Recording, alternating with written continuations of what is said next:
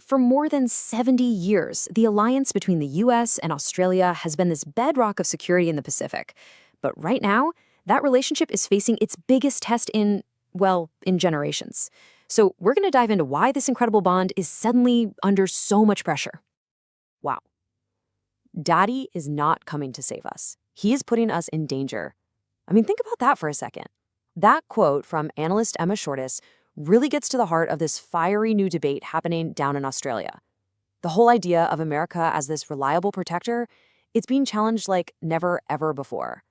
Some are even asking if the very alliance meant to keep Australia safe is now its biggest threat. So what's going on here? Why this sudden crisis of faith?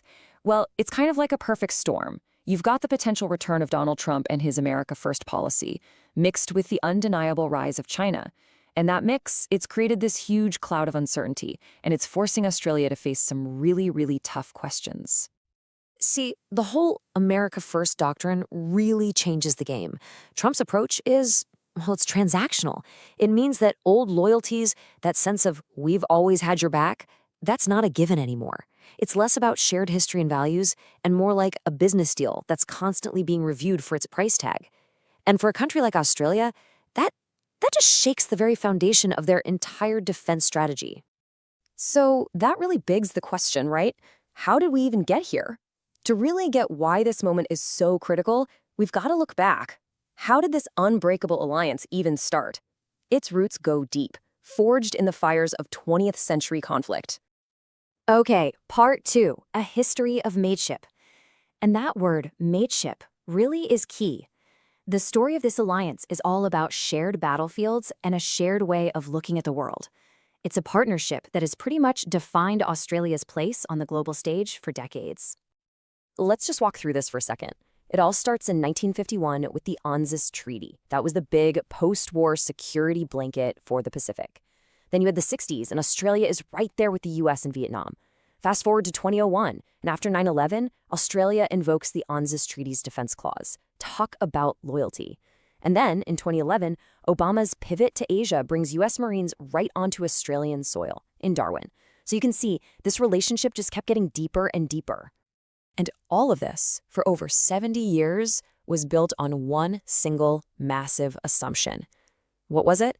It was the idea that America was the undisputed top dog in the region, the dominant military power, the dominant moral power, period.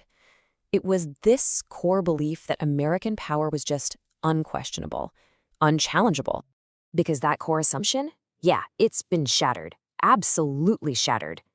A series of massive, seismic shifts have just completely turned the old order on its head.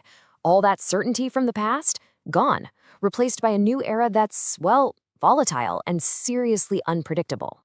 Just look at this contrast. The old reality for Australia was living in a region dominated by a powerful ally that was, culturally pretty similar. First it was the British, then it was the Americans. But the new reality? The region is being shaped overwhelmingly by the economic and military might of Beijing. That is a fundamental change that forces a complete, from-the-ground-up strategic rethink. So you could say China's rise created the problem, but it was Trump's election that really forced everyone to wake up and smell the coffee. It completely tore away any, excuse for wishful thinking, as one analyst put it, any hope in Canberra that things would just magically go back to the good old days of American dominance. That was over. The party was officially over. And this is where things get really fascinating, almost paradoxical. At the exact moment that America's reliability is being questioned, Australia is tying itself closer to the US military than ever before. Deeper integration than at any point in their history. It's a real head-scratcher. Basically, Australia is turning itself into what some are calling a continental gift for the US military.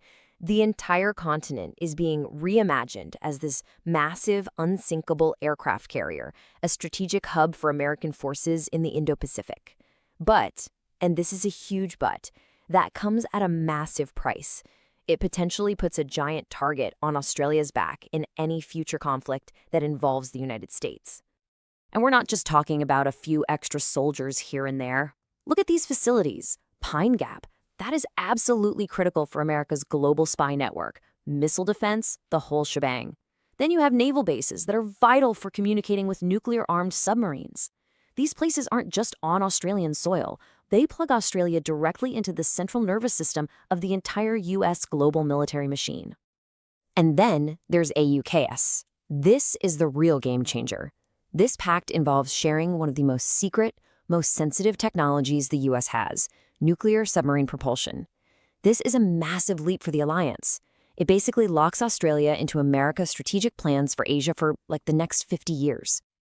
And the price tag on all this, it is absolutely staggering. We're talking about 10 billion Australian dollars, and that's just to build one new naval base on the East Coast, a base that isn't only for Australia's new submarines, but also to host visiting nuclear subs from the US and the UK. It's a huge investment. So you take all of this, the Trump uncertainty, China's rise, and this ever-deepening military hug, and you throw it all together. What do you get? You get one of the most intense, most important foreign policy debates in Australia's entire history.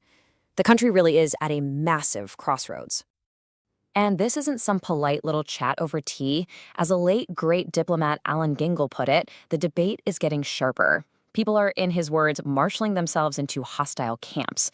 It's getting fierce, it's getting polarized, and the stakes could not be higher. So, let's break down these two hostile camps. On one side, you have the China hawks. Their argument is pretty simple. Double down on the alliance with Washington, push back against Beijing, and do everything possible to preserve the U.S.-led order in Asia. But then, on the other side, you've got the advocates of U.S. decline. They look at the U.S. and see a great power that's fading, fast. And their conclusion? Australia has to find a new way to live in a world where China is the dominant force. It might even have to learn to defend itself alone. But what if there's another path, a third way that tries to find a middle ground? The idea here is to reshape the alliance, keep America involved, but not necessarily in the driver's seat. It's about building a new balance of power in Asia by teaming up with other key middle powers like Japan, India, South Korea, and Singapore. And the most important part, Australia has to become way more self-reliant when it comes to its own defense. And that really brings us to the biggest, most fundamental question of all. As this alliance gets deeper and deeper, with every new base, every new pact, every new submarine, is Australia actually getting more security? Or is it just trading away its sovereignty, its ability to make its own choices at what might be the most dangerous and uncertain time in modern history? That is the massive, fateful choice the nation is facing right now.